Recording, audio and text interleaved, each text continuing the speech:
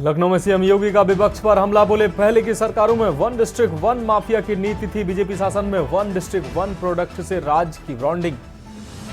अयोध्या में भव्य दीपोत्सव की तैयारी शुरू, 25 लाख दिए जलाकर पुराना रिकॉर्ड तोड़ने का प्लान, लेजर लाइट शो, झांकियां, सरयू आरती का होगा आयोजन। फर्रुखाबाद में ओपी राजभर का सपा पर जुबानी वार, अखिलेश यादव दंगे के दम पर हिंदू मुस्लिम की करते हैं राजनीति, मदरसों में छापे जा रहे हैं नकली नोट। श्री कृष्ण जन्मभूमि विवाद में हिंदू पक्ष को मिली बड़ी जीत, 15 मामलों की एक साथ होगी सुनवाई, हाईकोर्ट इलाहाबाद हाईकोर्ट ने सुनाया अहम फैसला। बहराइच में पीडब्ल्यूडी के नोटिस पर जारी रहेगी रोक, लखनऊ बेंच का दोनों पक्षों को सबूत पेश करने का निर्देश, बुलडोजर कार्रवाई पर कोर्ट का ब्रेक। और मेरठ में भारतीय किसान मजदूर संगठन की महापंचायत, 10 सूत्रीय मांगों को लेकर महापंचायत का आयोजन, मेरठ के कमिश्नरी पार्क में जुटे किसान। आप देख रहे हैं के न्यूज, खबरों का सारथी। नमस्कार, उत्तर प्रदेश की खबरों के साथ मैं मनोज मानस हाजिर हूं। आपको लखनऊ से अहम खबर से रूबरू कराते हैं। इस वक्त की बड़ी खबर लखनऊ से आपको दिखा रहे हैं। पेंशन बहाली की मांग को लेकर प्रदर्शन जारी है। प्रदर्शनकारियों ने आपको बता दें ओएसपीएस लागू करने की मांग की है। एनपीएस के साथ नए लागू यूपीएस का विरोध किया गया है। 17 नवंबर को दिल्ली में विरोध प्रदर्शन का ऐलान किया गया। इस वक्त की अहम खबर आपको लखनऊ से दिखा रहे हैं। 17 नवंबर को दिल्ली में विरोध का ऐलान किया गया है। लखनऊ से इस वक्त की अहम खबर आपको दिखा रहे हैं। पेंशन बहाली की मांग को लेकर प्रदर्शन जारी है। प्रदर्शनकारियों ने ओपीएस लागू करने की मांग की है। एनपीएस के साथ नई लागू यूपीएस लागू करने की मांग की गई है। 17 नवंबर को दिल्ली में विरोध का ऐलान किया गया है। पेंशन बहाली की मांग को लेकर प्रदर्शन करते नजर आए हैं कर्मचारी। प्रदर्शनकारियों ने ओपीएस लागू करने की मांग की है। एनपीएस के साथ आपको बता दें नई लागू यूपीएस का विरोध किया है।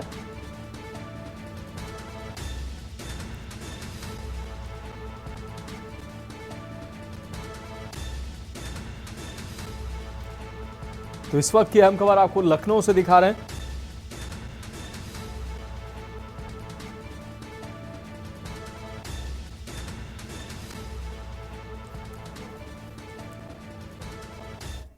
अब बढ़ेंगे अगली अहम खबर की ओर। भारतीय किसान मजदूर संगठन की महापंचायत आयोजित हुई है। आपको बता दें किसान मजदूरों की समस्या को लेकर महापंचायत, गन्ना भुगतान बिल माफ, कई मांगों को लेकर महापंचायत, 10 सूत्रीय मांगों को लेकर चल रही है महापंचायत। मेरठ की कमिश्नरी पार्क में भारी तादाद में जुटे हैं किसान।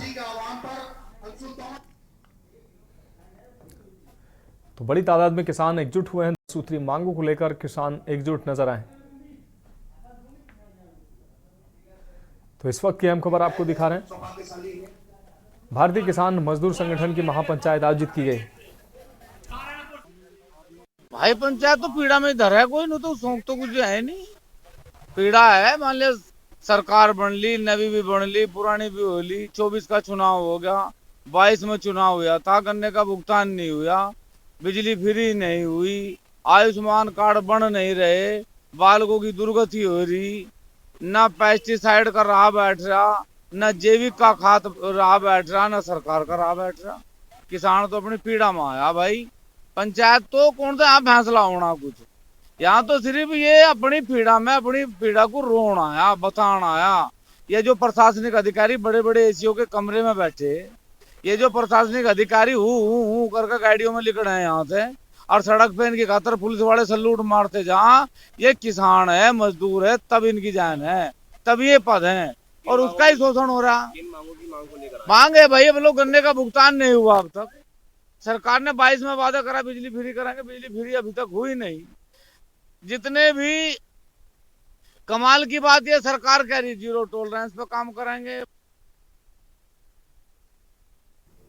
रुक करते हैं अगली अहम खबर का। बदायूं से अगली खबर है, जहां कई राउंड हुई है फायरिंग, जिसमें 3 लोग घायल हुए हैं। पुरानी रंजिश में 2 पक्षों में जमकर फायरिंग हुई है। सभी घायल जिला अस्पताल में भर्ती कराए गए हैं। दातागंज कोतवाली के गांव करीमगंज की यह घटना बताई जा रही है। तो यह हम खबर आपको दिखा रहे हैं।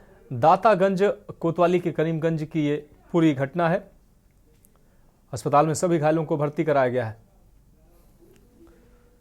अब रुक करेंगे अगली खबर का जालौन से। अगली खबर जहां शराब पार्टी के बाद आपस में चले हैं लाठी डंडे। सिर में लाठी लगने से युवक की मौत हुई है। घटना को अंजाम देने के बाद हमलावर मौके से फरार हुए हैं। ग्रामीणों ने पुलिस को मामले की सूचना दी है। मौके पर पहुंची फॉरेंसिक टीम और पुलिस, आरोपियों की तलाश में पुलिस जुटी हुई है। आपको बता दें नदी गांव थाना क्षेत्र के मऊ गांव की ये पूरी घटना है। तो घटना को अंजाम देने के बाद हमलावर मौके से फरार हुए हैं। ग्रामीणों ने पुलिस को मामले की सूचना दी है। ग्रामीणों ने पुलिस को मामले की सूचना दी और मौके पर पहुंची पुलिस जांच पड़ताल में जुट गई है। मौके पर फॉरेंसिक टीम और पुलिस मौजूद है। आरोपियों की तलाश में पुलिस जुटी हुई है।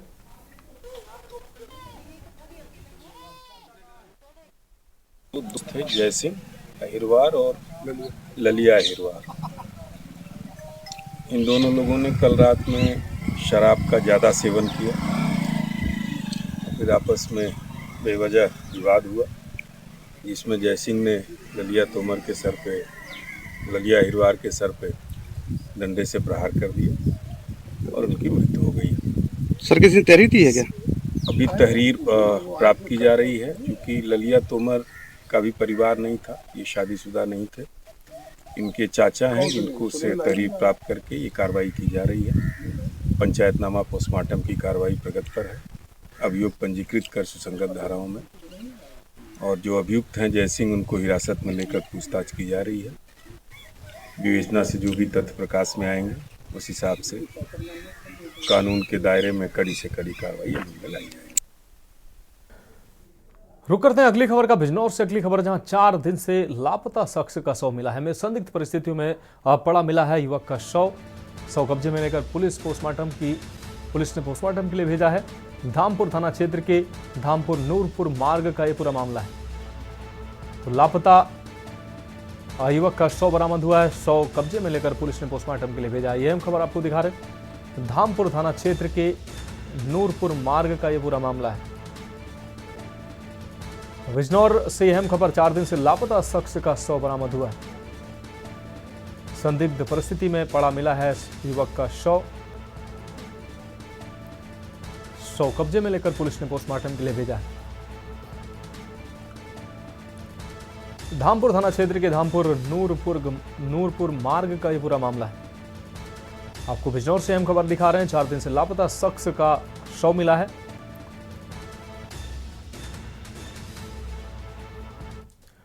बढ़ेंगे अगली खबर की ओर। चंदौली से अगली खबर है। तेज रफ्तार कार नहर में पलटी है। कार चालक ने शीशा तोड़कर अपनी जान बचाई है। स्थानीय लोगों की मदद से नहर से निकाला गया है कार चालक। स्टीयरिंग जाम और ब्रेक फेल होने से नहर में गिरी कार। वाराणसी से चंदौली के धुरीकोट जा रहा था चालक। क्रेन की मदद से कार को नहर से बाहर निकाला गया। अलीनगर थाना अंतर्गत नई कोट पुलिया के पास यह हादसा हुआ है।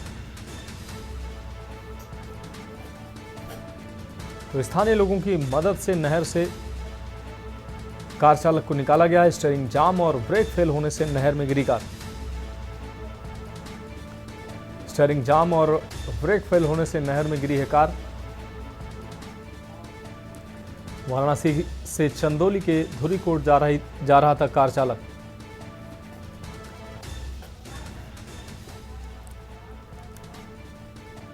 और इस बीच बदायूं से बड़ी खबर सामने आ रही है। इस वक्त की बड़ी खबर बदायूं से सामने आ रही है। आपको बता दें इस वक्त की अहम खबर बदायूं से आपको दिखा रहे हैं। कई राउंड फायरिंग की घटना सामने आई है। आपको बता दें कई राउंड फायरिंग हुई जिसमें 3 लोग घायल हुए हैं। पुरानी रंजिश में 2 पक्षों में यह फायरिंग की घटना सामने आई है। सभी घायल जिला अस्पताल में भर्ती कराए गए।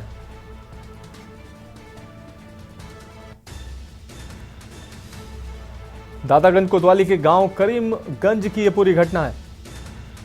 तो बदायूं से इस वक्त की अहम खबर, कई राउंड हुई है फायरिंग जिसमें 3 लोग घायल हुए हैं। पुरानी रंजिश में 2 पक्षों में फायरिंग की घटना सामने आई है। तस्वीरें साफ तौर से आप देख पा रहे हैं। सभी घायलों को जिला अस्पताल में भर्ती कराया गया है। दादागंज कोतवाली के गांव करीमगंज की ये पूरी घटना है।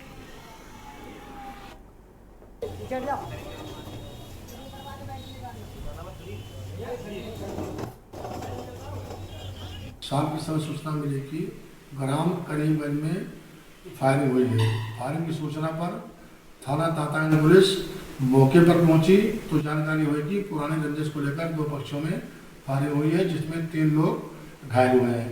घायलों को सीसी तातागंज लाया गया है, उनका इलाज चल रहा है। तीनों व्यक्ति खतरे से बाहर बताए जा रहे हैं। विधिक कार्रवाई की जा रही है। मौके से 2 व्यक्तियों को हिरासत में लिया गया है। शेष की तलाश जारी है।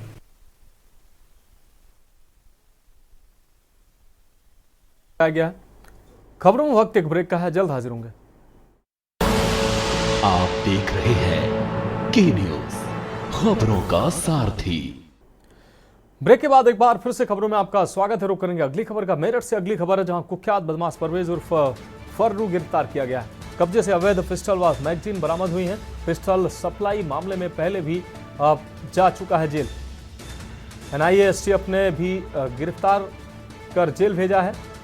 आपको बता दें, एनआईए एसटीएफ ने गिरफ्तारी कर जेल भेजा है। थाना कोतवाली पुलिस ने गिरफ्तारी की है।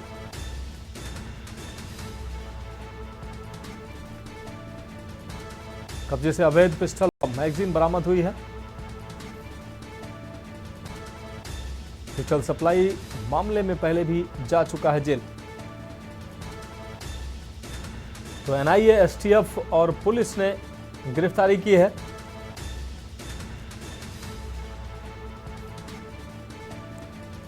थाना कोतवाली का ये पूरा मामला है।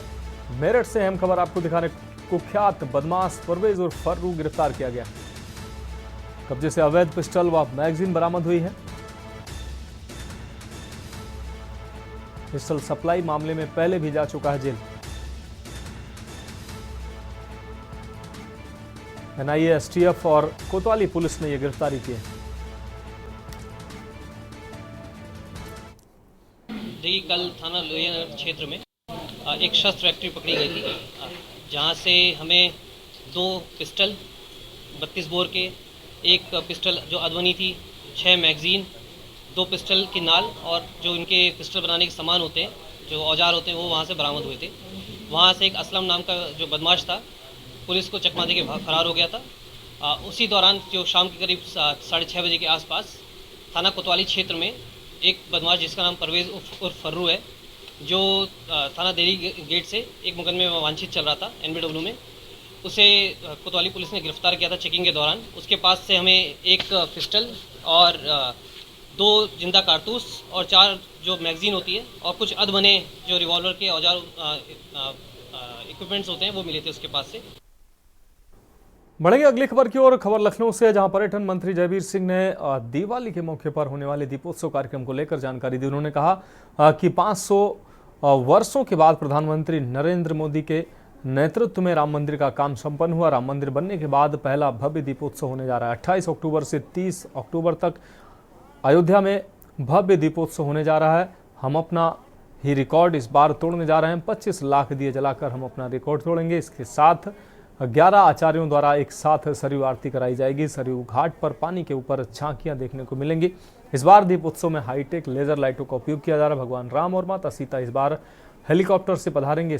उनके स्वागत में मुख्यमंत्री योगी आदित्यनाथ और प्रदेश के डिप्टी सीएम और सभी मंत्रीगण मौजूद रहेंगे। इस बार दीपोत्सव में कई विदेशों के मेहमान भी शामिल होंगे। दीपोत्सव में मुख्यमंत्री योगी आदित्यनाथ भी मुख्य अतिथि होंगे।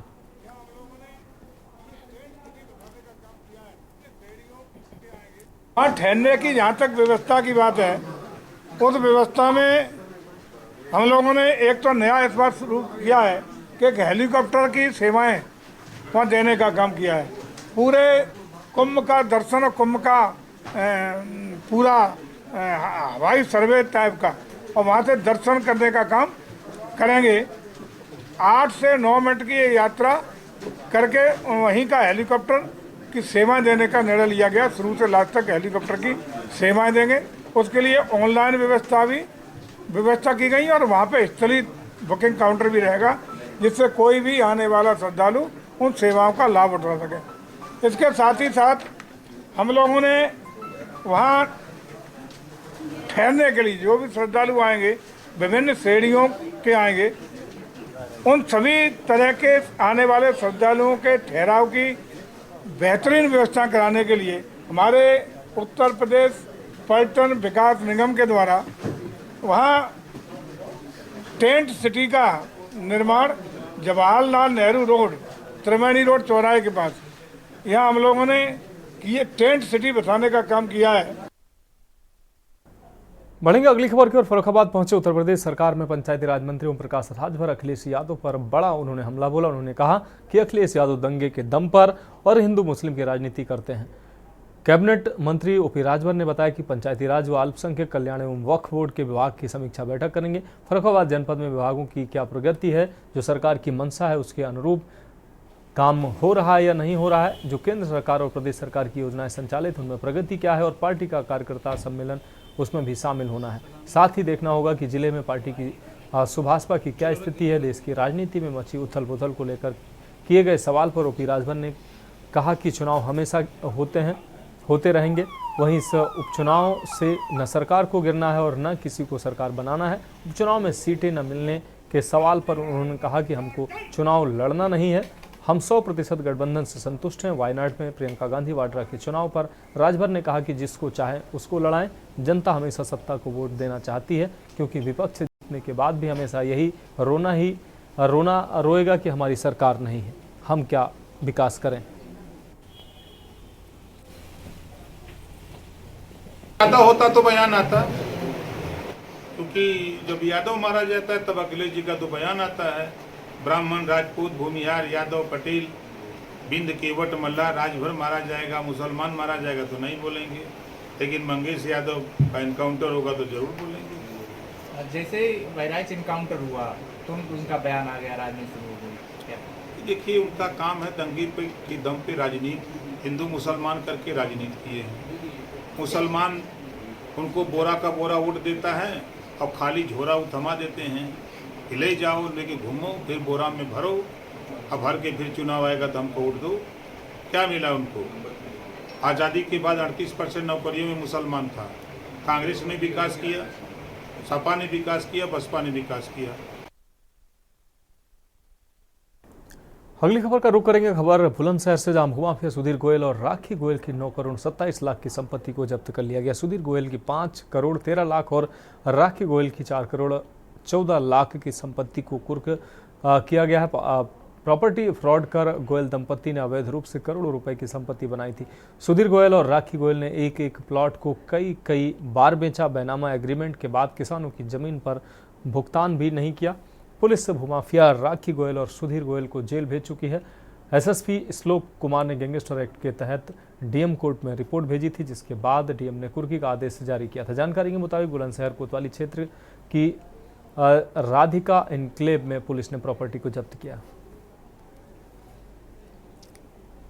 ये यहाँ जनपद बुलंदशहर में एक घोषित भूमाफिया है सुधीर गोयल, जिसके विरुद्ध कई मुकदमे पंजीकृत हैं। उसके और उसके साथियों के विरुद्ध गैंगस्टर एक्ट की कार्रवाई भी की गई, जिसमें कि आज सुधीर गोयल की लगभग 5.25 करोड़ की संपत्ति और उसकी पत्नी राखी गोयल की लगभग 4 करोड़ की संपत्ति, अर्थात कुल मिलाकर के 9.25 करोड़ की संपत्ति कुर्क की गई है। इसमें आज डीएम कोर्ट से इसका ऑर्डर हुआ है, जिसका तामीला करवाया जा रहा है और इस आदेश की एक प्रति इन लोगों को भी उपलब्ध कराई जा रही है। बढ़ेंगे अगली हम रिपोर्ट की तरफ। लोकसभा चुनाव 2014 के दौरान पीएम नरेंद्र मोदी पर दिए गए बयान, कांग्रेस सांसद इमरान मसूद की टेंशन अब वो बयान अब बढ़ा सकता है। एमपी एमएलए कोर्ट ने सहारनपुर सांसद के खिलाफ 10 साल पहले दिए गए बयान के मामले में आरोप तय कर दिए हैं। अब कांग्रेस सांसद के खिलाफ कोर्ट का ट्रायल चलेगा और इनमें उनकी लोकसभा की सदस्यता भी जा सकती है।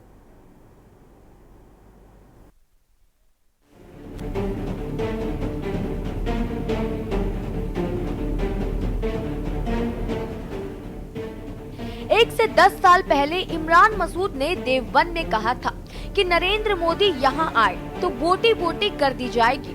गुजरात में 4% मुसलमान है और सहारनपुर में 42% है।